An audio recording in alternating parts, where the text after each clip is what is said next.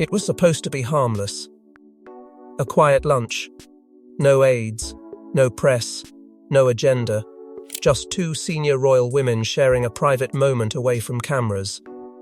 But according to a royal insider, something was said during that lunch, something so revealing it redefined relationships at the heart of the monarchy. Words spoken in confidence. Words never meant to travel beyond that table. Until now. Before we go deeper into what this really means for the royal family, make sure to subscribe so you don't miss a single update. The setting itself encouraged honesty. This was not a formal engagement, not a working meeting dressed up as casual. It was deliberately private, chosen precisely because it promised safety from scrutiny. No handlers hovering nearby, no assistants timing courses or monitoring tone, just conversation, unfiltered and unobserved. At least that was the assumption. In royal life, privacy is rare, and when it appears, it lowers defenses fast. That's what made this lunch so disarming and so dangerous. At the time, the meeting raised no alarms. Nothing about it suggested consequence.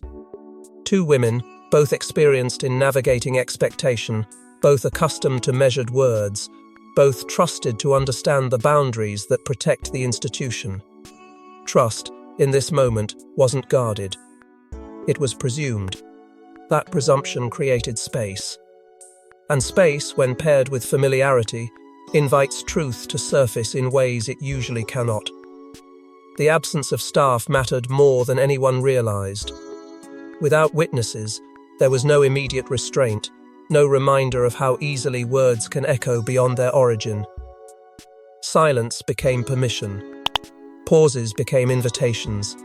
What began as reflection reportedly drifted into candor, then into something more pointed. In environments like this, the line between sharing and revealing blurs quickly. And once crossed, it cannot be uncrossed. Privacy amplified the stakes. In public, remarks are filtered, softened, encoded. In private, language sharpens. Feelings that are usually managed become articulate. The very discretion meant to protect the conversation transformed it into a pressure chamber. Every word carried more weight because it felt safe to say. That safety, according to the insider, was the miscalculation. Early hints that boundaries were crossed didn't come from volume or emotion, but from tone. A shift, a careful phrasing that lingered longer than intended. A moment where one speaker measured the other's reaction instead of the words themselves. These are the tells of a conversation moving beyond routine. The kind of exchange that leaves one participant reassured and the other quietly alert. What makes this moment so consequential isn't outrage or accusation. It's intimacy. Intimacy creates alignment or the appearance of it. It builds shared understanding that can reshape loyalties without a single overt agreement. That's why private conversations inside the monarchy are treated with such caution. Not because they are explosive, but because they are influential. By the time the lunch ended, nothing seemed different on the surface. No raised voices, no abrupt exits, just polite closure and the assumption that discretion would hold. But according to the insider, the damage or the truth was already set in motion. Because one name, once introduced, reframed everything that followed. But what truly transformed this lunch into a royal fault line was the name that entered the conversation next. The shift was instant. A pause, a change in tone. When Camilla's name was spoken, the atmosphere reportedly tightened. What began as casual conversation turned deliberate, measured, and emotionally charged. This was no passing reference. This was a moment that revealed how deeply certain feelings still run and how carefully they are usually hidden. Camilla's name carries a weight in private that public appearances never fully reveal. In official settings, it is wrapped in formality, respect, and rehearsed unity. But in private, that name unlocks years of emotional complexity, unresolved adjustment, and quiet endurance. According to the insider, the moment her name entered the conversation, Sophie did not respond immediately. That hesitation mattered. It signaled awareness not just of what she was about to say, but of what saying it might mean. Sophie reportedly paused, choosing her words with care. This wasn't reluctance born of fear, it was restraint shaped by experience.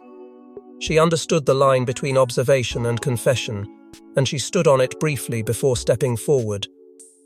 That pause alone revealed how sensitive the subject remained, even after years of public alignment.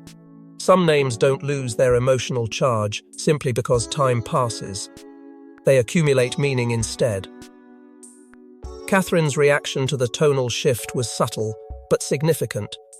There was no interruption, no visible discomfort, no quick redirection. She noticed the change and allowed it to stand. In royal dynamics, that kind of stillness is rarely accidental. Silence, in these spaces, can be acknowledgement without endorsement, understanding without commitment. It creates room, and room invites honesty. This moment highlighted the stark divide between public loyalty and private truth. Publicly, unity is performed flawlessly. Privately, reality is more layered. Loyalty does not erase discomfort. It manages it. Sophie's willingness to engage the topic at all suggested that what followed was not gossip or grievance, but something more reflective, an articulation of feelings long held, but carefully contained. Silence did much of the work. The pauses between words carried meaning equal to the words themselves.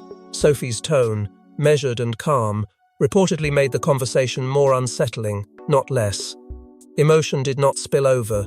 It was controlled, precise. That kind of delivery makes statements feel deliberate rather than impulsive, and therefore harder to dismiss. There were early signs this exchange would not remain sealed within that lunch, not because voices were raised or lines crossed overtly, but because of how exposed the moment felt. Private truth has a way of creating vulnerability between those who share it. Once that vulnerability exists, the dynamic changes. Trust deepens or fractures. Either way, the balance shifts. By the time the conversation moved on, something irreversible had already occurred. Sophie had crossed from polite alignment into personal candor. Catherine had received it without rejection. And in that quiet acceptance, the conversation took on a gravity that neither could undo.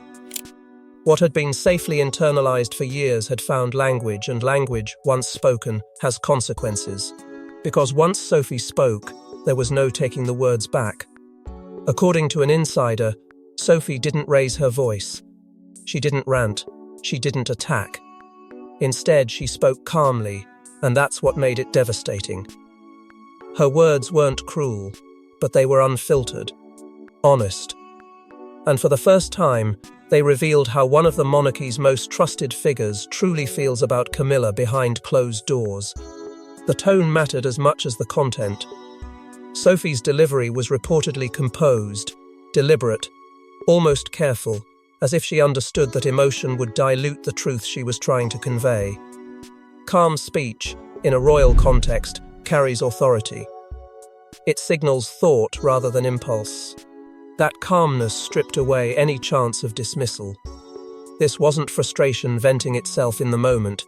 It was reflection finding language. Those who later heard fragments of what was said described her words as measured but firm, not accusatory, not defensive, simply precise. Sophie did not question roles or titles.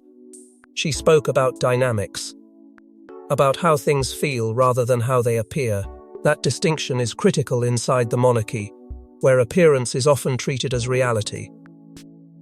By focusing on feeling, Sophie stepped outside the official narrative without directly challenging it. Beneath the restraint ran an unmistakable emotional undercurrent. Years of adaptation, years of accommodation, years of being expected to adjust quietly while others were reshaped publicly. The insider suggests that Sophie articulated a tension many experience but rarely voice, the difference between acceptance and comfort, between duty and ease. Her honesty wasn't explosive because it was harsh. It was explosive because it was restrained.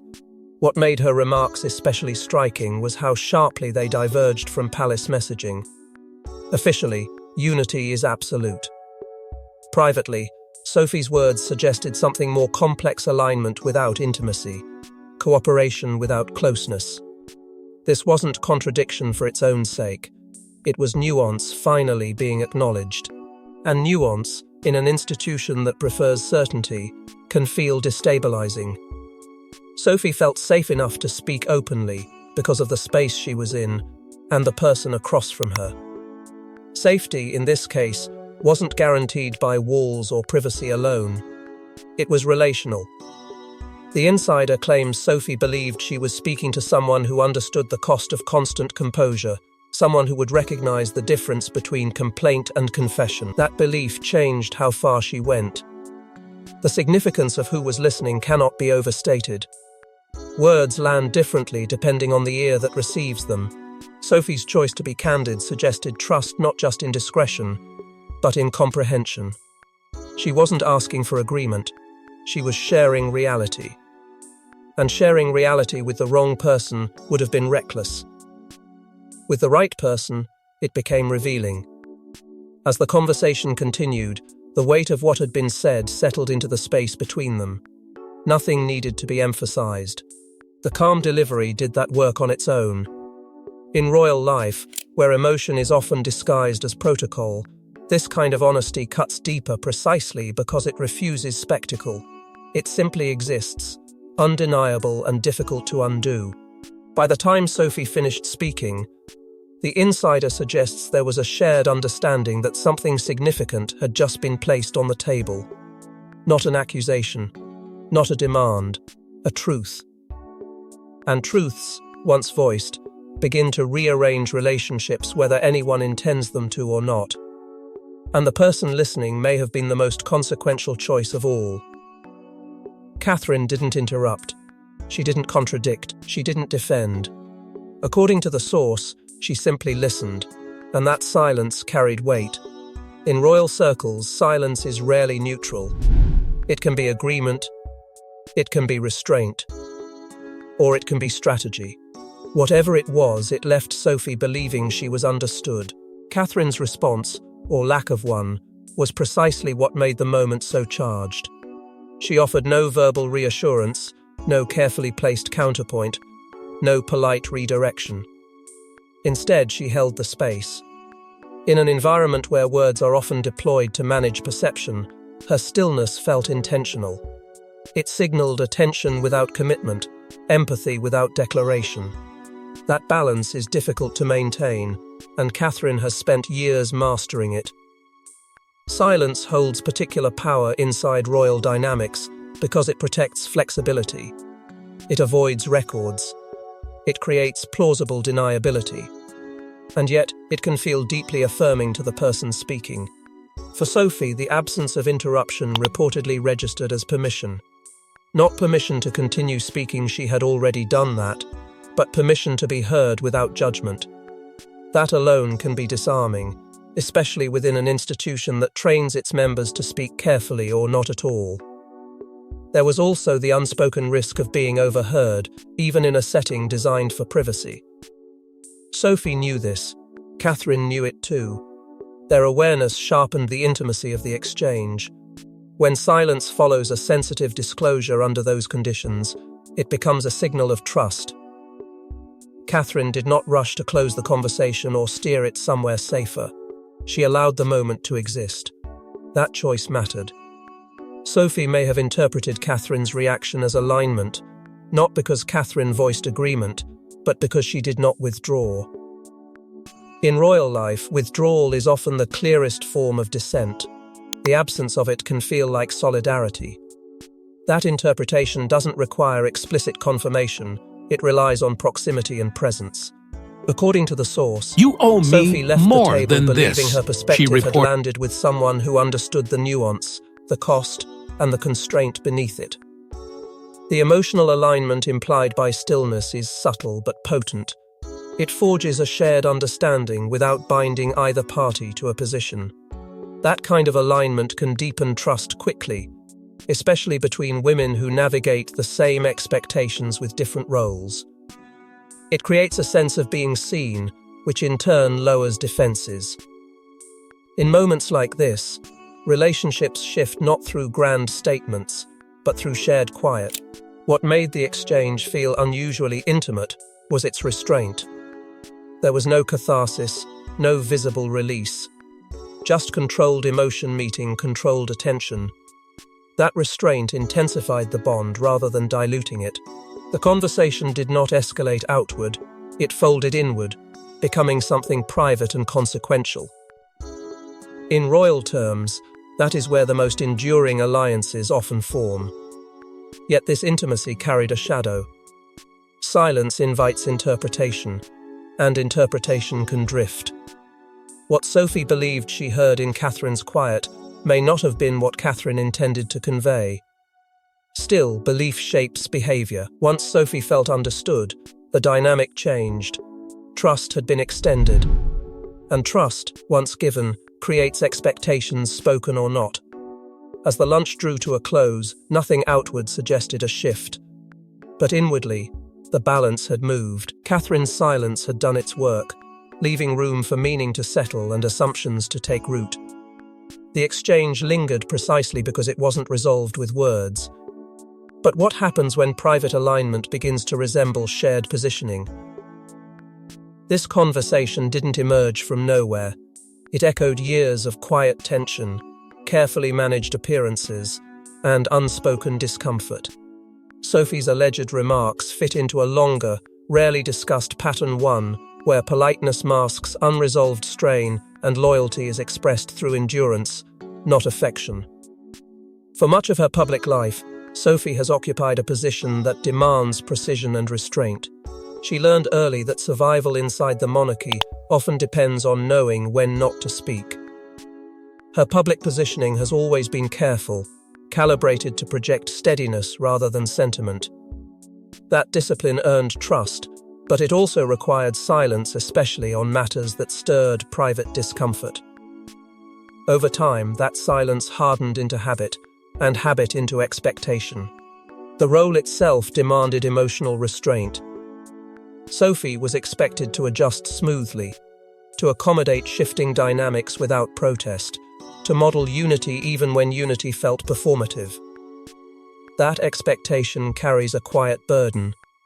It asks for adaptability without acknowledgement and resilience without release. Each public appearance reinforced the image of seamless alignment, while privately the work of adjustment continued, largely unseen. Subtle moments over the years hinted at distance, nothing overt, nothing confrontational, just small deviations that attentive observers noticed and dismissed. A pause where warmth might have been expected. A formality that lingered a beat too long. These moments never rose to the level of incident, but they accumulated. In an environment where nothing is accidental, accumulation matters. It suggests something being managed rather than resolved. The burden of being expected to adjust weighs most heavily when adjustment becomes permanent. Sophie's position required her to absorb change rather than question it, to maintain composure while recalibrating internally. That process is exhausting, not because it is dramatic, but because it is constant. Over time, endurance becomes a substitute for comfort, and loyalty becomes something demonstrated through persistence rather than ease. Camilla remains a sensitive figure privately because sensitivity isn't erased by protocol. Public narratives evolve quickly, private emotions do not. Acceptance can be practiced long before it is felt. For Sophie, navigating that distinction meant honoring the institution while managing personal boundaries quietly. That balancing act rarely invites sympathy because it functions best when invisible. The cost of silence accumulates slowly. Each moment unspoken adds weight. Each adjustment unacknowledged deepens fatigue. Silence protects the surface, but it also isolates the speaker. When Sophie finally articulated her perspective even calmly, even carefully, it carried the force of time compressed into language. That "You force owe me is what made the more remarks than feel this," she significant reported. rather than surprising. Seen in this context, the lunch conversation appears less like an isolated confession and more like a continuation of something long-standing. Not rebellion, not rupture, release. A controlled expression shaped by years of restraint, offered in a space that felt momentarily safe. That safety didn't erase the risk, it simply made honesty possible.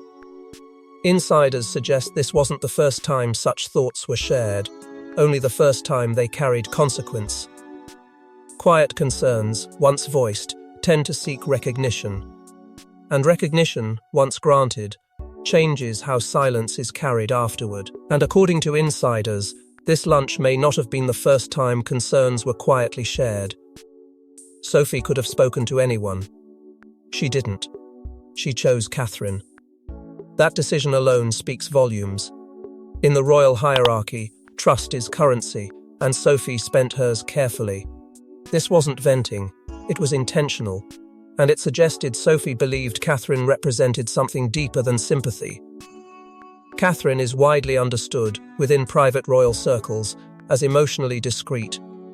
Not cold, not distant, simply precise. She absorbs without reacting, listens without recording, and responds only when absolutely necessary. For someone like Sophie, whose life has been shaped by restraint, that discretion is invaluable. It offers a rare assurance that vulnerability will not be mishandled or misunderstood. In choosing Catherine, Sophie chose containment as much as connection. They also share a lived understanding of public expectation. Both women know what it means to smile through pressure, to perform steadiness while managing complexity beneath the surface. That shared experience creates an unspoken shorthand. Sophie didn't need to explain the cost of silence or the exhaustion of constant adjustment. Catherine already understood it. That understanding lowers defenses faster than reassurance ever could. Speaking to the future queen carries its own weight. Sophie wasn't just confiding in a family member, she was addressing someone whose influence is still forming, someone positioned to shape the tone of what comes next. That made the conversation feel forward-looking rather than reactive. It wasn't about changing the past. It was about being seen in the present by someone who will matter even more in the future. Equally telling is who Sophie avoided. Senior male royals represent authority, hierarchy, and consequence. Speaking candidly to them risks reinterpretation as complaint or challenge. Sophie understood that dynamic well. By choosing Catherine instead, she bypassed power structures that might translate emotion into liability. This wasn't avoidance born of fear, it was strategic self-preservation.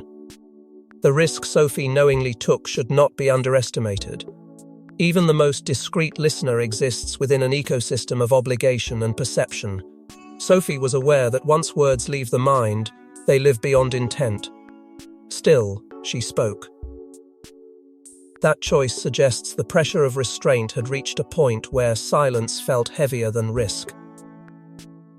Trust, in this case, outweighed caution. Generational alignment adds another layer of significance. Sophie and Catherine belong to different phases of the monarchy, yet they occupy a shared emotional space, one defined less by authority and more by endurance. This alignment isn't about age, it's about outlook. Sophie may have seen in Catherine a future that values emotional intelligence alongside duty, a future where adaptation is acknowledged rather than assumed. The intimacy of that alignment made the conversation feel consequential. Not dramatic in delivery, but profound in implication. Sophie wasn't asking for advocacy. She wasn't seeking reassurance. She was placing truth in careful hands, believing it would be held, not used. That belief reshaped the dynamic between them, quietly but decisively. Yet intimacy does not guarantee control. Once truth is shared, it acquires momentum of its own. Even when kept private, it changes posture, perception, and possibility. Sophie understood this. Catherine likely did too. The choice to speak was made with open eyes, but once words are spoken, control over them begins to slip. Private lunches don't leak by accident, or so the palace believes. Yet somehow, this one did. According to the insider, the truth didn't explode outward. It seeped. Quietly. Through confidences shared, assumptions made, and a belief that loyalty would hold. Sensitive information inside the palace rarely travels in straight lines. It moves sideways, passed in fragments, softened by tone, framed as concern rather than disclosure. A sentence here, a raised eyebrow there. Not enough to feel like betrayal, but enough to invite curiosity. This is how truths escape rooms they were never meant to leave, by being handled gently, not recklessly. And gentleness can be deceptive. What made this leak feel personal rather than political was its texture. There was no agenda, no advantage gained, no obvious beneficiary. The information didn't surface as a weapon, it surfaced as a whisper. That distinction matters. Political leaks aim to damage. Personal leaks aim to relieve pressure. Someone needed to share what they knew, perhaps to test it, perhaps to steady themselves. In doing so, they loosened the seal. The chain of trust, according to the insider, didn't snap in one place. It stretched. Sophie trusted Catherine. Catherine trusted discretion. Discretion trusted habit. Habit trusted silence. Somewhere along that chain, trust assumed too much. A conversation repeated in confidence can feel harmless if names are omitted, if phrasing is vague, if the teller believes the listener already knows. Assumptions did the rest. Inside the palace, fear followed quickly once awareness dawned. Not panic, but a tightening. Phones went quieter. Conversations shortened. Senior figures began asking questions without asking them outright. Who knows? How much? From where? These questions lingered unanswered, which made them more dangerous. Uncertainty breeds overcorrection, and overcorrection draws attention. Notably, no official denial was issued. That absence spoke volumes. Denials require specifics, and specifics validate rumors by defining them. Silence, by contrast, allows ambiguity to do the work. The palace has long understood that some stories fade faster when left untouched. But silence also leaves space for interpretation, and interpretation multiplies faster than fact. The danger of half-known truths became immediately apparent. Partial information invites completion, and completion often bends toward drama. When fragments circulate without context, they harden into assumptions. Those assumptions, repeated often enough, acquire the weight of certainty. The palace knew this pattern well, which is why containment became urgent even without public acknowledgement. Internally, the exposure forced uncomfortable recalibration. Relationships were reassessed, access reconsidered, conversations measured twice before being spoken once. The sense of safety that had surrounded the lunch evaporated, replaced by caution that lingered longer than the event itself. Even those uninvolved felt the chill, because leaks don't need accuracy to be effective. They need plausibility. According to the insider, the most unsettling realization wasn't that the information had spread, but that it had spread quietly. No alarms, no immediate backlash, just a gradual awareness that something private was no longer fully contained. That kind of leak is harder to trace and harder to stop. It doesn't announce itself, it embeds. By the time the palace fully grasped what had surfaced, the conversation was no longer just a memory. It was a variable, uncontrolled, undefined, and active. The institution prepared not for confrontation, but for containment, knowing that control had already shifted. And once the palace realized what had surfaced, damage control began immediately. When insiders realized what had surfaced, the response was swift and silent. No statements, no corrections, just quiet recalibration. Because acknowledging the conversation would legitimize it, and ignoring it carried its own risks. Silence was chosen not out of indifference, but strategy. In moments like this, the palace understands that words can anchor rumors in reality. A denial sharpens the outline of what's being denied. An explanation invites questions that cannot be controlled. So the institution did what it has learned to do best under pressure. It withdrew, letting ambiguity absorb the shock while internal mechanisms adjusted behind closed doors. Inside those walls, concerns spread quickly about fractured alliances. Conversations that once flowed easily became cautious. Assumptions about loyalty were quietly re-examined. Who knew what? Who might repeat it?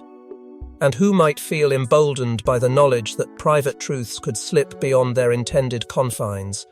Trust, once unsettled, is difficult to restore without acknowledgement, and acknowledgement was precisely what the palace refused to offer. There was fear, too, that insiders might feel encouraged to speak. Not publicly, not recklessly, but sideways, sharing impressions, testing reactions, gauging appetite for more. That kind of quiet emboldenment is dangerous because it doesn't look like rebellion. It looks like concern. And concern is harder to silence without appearing callous or defensive. The palace's silence aimed to starve that impulse, even as it recognized the risk of letting it linger. The threat to Camilla's carefully managed image loomed over every internal calculation. Years of narrative control had gone into shaping public perception steady, dignified, settled. A private conversation, reframed as revelation, could undermine that stability without ever being officially confirmed. The palace knew that image isn't protected solely by facts, it's protected by tone, repetition, and restraint. Any response that disrupted that balance could do more harm than the original leak. That strain settled heavily on Sophie. She became the quiet center of internal tension, not because she had done something overt, but because her honesty had escaped the space it was meant to inhabit. The burden of that realization is subtle, but heavy. Silence from the institution does not erase responsibility, it amplifies it privately. Sophie was expected to continue as before, composed and aligned, while carrying the knowledge that a private truth now hovered in public imagination. Catherine's role during this period was equally delicate. She maintained composure not just outwardly, but internally measured, careful, unreadable. Her restraint served as a stabilizing force. She neither distanced herself nor leaned into visibility. That balance mattered. In moments of internal recalibration, presence without comment can calm waters more effectively than any statement. Catherine understood that visibility itself could be interpreted, and so she limited interpretation by limiting response. Throughout it all, the palace moved with urgency masked as calm. Calendars adjusted, messaging softened, emphasis shifted subtly without explanation. These are the tools of an institution that manages crisis without naming it. The goal wasn't to erase what had surfaced that was no longer possible. The goal was to contain its meaning, to prevent a private exchange from becoming a defining rupture. Yet even as the palace worked to stabilize appearances, an unease persisted. Silence can protect, but it can also signal fragility. And fragility invites scrutiny. The institution understood that it had avoided a public reckoning, but not a private one. Internally, questions continued to echo, unanswered but impossible to dismiss. But the deeper question remains, what does this reveal about the monarchy's inner reality? This wasn't gossip. It was a glimpse behind the curtain, a reminder that beneath ceremony and smiles, the monarchy is built on human relationships strained, complicated, and deeply emotional. What Sophie allegedly said matters not because it was shocking, but because it was honest. Private truth carries a power public duty never can. Duty performs. Truth confesses. And in an institution sustained by performance, confession feels destabilizing, even when it's restrained. The weight of Sophie's words didn't come from accusation or drama, it came from clarity. They illuminated a reality many inside the palace recognized, but rarely acknowledge the gap between alignment and comfort, between unity and ease. That gap is where tension lives, quietly shaping behavior long after appearances settle. At the top, trust is both essential and fragile. It isn't broken by noise, it's worn thin by silence. Silence protects reputations, but it also isolates the people who carry it. Over time, isolation breeds distance, and distance reshapes loyalty into endurance. Endurance looks strong from the outside, but it exacts a cost on the inside. Sophie's candor, calm as it was, exposed that cost without naming it outright. Emotional suppression keeps the institution stable, yet it asks individuals to absorb strain indefinitely.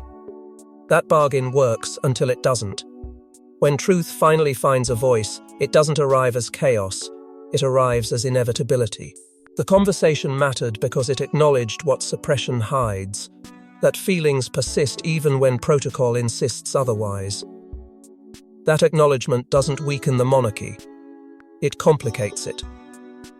And complication demands reckoning. This story refuses to fade, because it speaks to a larger tension that cannot be managed away.